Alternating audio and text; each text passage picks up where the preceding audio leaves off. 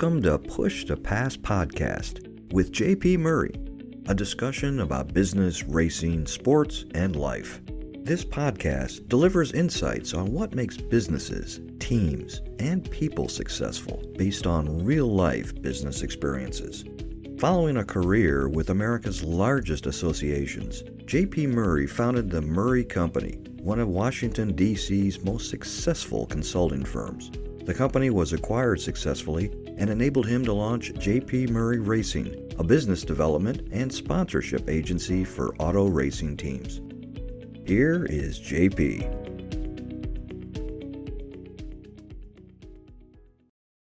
Welcome to a special episode of the Push to Pass podcast. I'm JP Murray. Today I want to talk about a topic that I am very passionate about. The Indianapolis 500-mile race, the world's largest single-day sporting event. The reason why I'm going to talk to you about is not just because of the race itself, but the business lessons that I've learned by watching it and being a part of it in a very small way. It's a race full of excitement, drama, suspense, history, tradition, Memorial Day weekend. Oh my goodness, back home again in Indiana.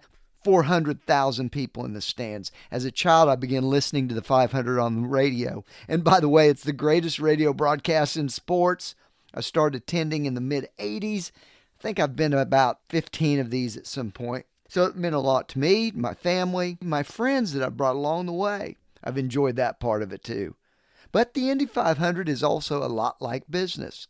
The first thing we can learn from the 500 is that speed wins. And folks, if you can't go 230 miles an hour or close to it, you're not even going to make the show.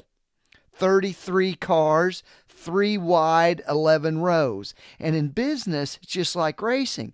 The faster you can move, the more successful you'll be. I think you've got to be able to be nimble, quick, and very fast to be successful. Of course, speed isn't the only thing that matters.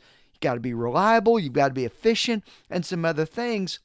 But just to be a player, you got to be fast. Second, reliability to finish. The second thing we can learn from the 500 is that the fastest car doesn't always win.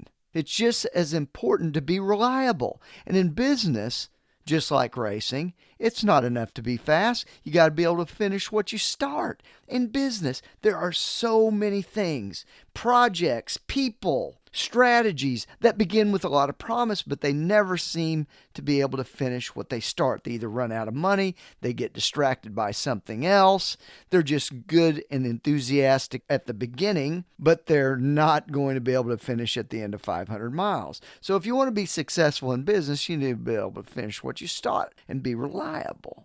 The third thing I want to chat about is managing resources. You can learn from the Indy 500 that you've got to manage resources. And in business, just like this racing comparison, you're going to have some limitations to resources. You have limited time, limited money, limited people, limited budgets. You need to be able to manage these resources wisely and with strategy. Think about it. Tires, fuel, when to pit, botched allocation of these resources, and the strategy means that if you don't do this right and you're faster than everyone else on the track, it may not be enough. So you need to make sure that we're not wasting resources on things that are important. I'll give you an example on the pit stop. Pit stop is around 8 seconds. The car travels a football field every second. So the more time you spend in the pit, and let's say you bobble something and it's 1 to 2 more seconds,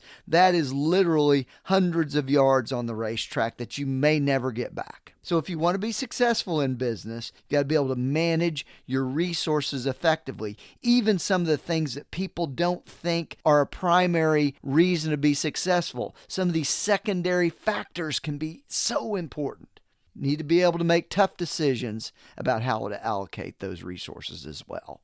The fourth thing that we can learn from the 500 is that teamwork's essential. In business, just like racing, you can't do it alone. Man, I've learned this more than anything over the last 5 years. You need a team of people working together towards a common goal. You want to be successful in business, you know you've got to have a team. We spend a lot of time in racing on the driver. We spend a lot of time in business on the leader or the CEO. But I'm telling you this, if the team behind it is not strong, even the best at the top of the org chart, if you will, can't implement their mission, can't keep people motivated, they're not going to win the race at the end.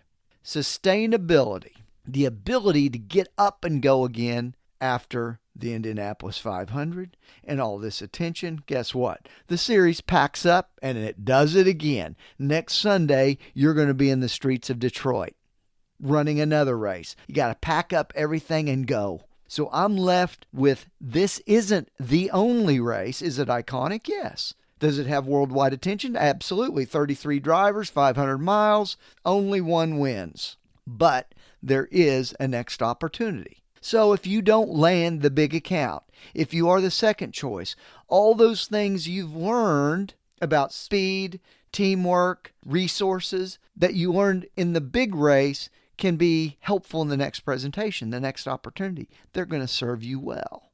So in conclusion, the 500 is a race full of excitement, drama, suspense, and tradition, as I mentioned, but it teaches us a lot about a business. You want to be successful in business? Learn a little bit from the greatest spectacle in racing. I hope you have a fantastic summer, upcoming holiday season, and I hope you'll join me for the greatest spectacle in racing, the Indy 500, and learn something from it. Thanks for listening to the Push to Pass podcast.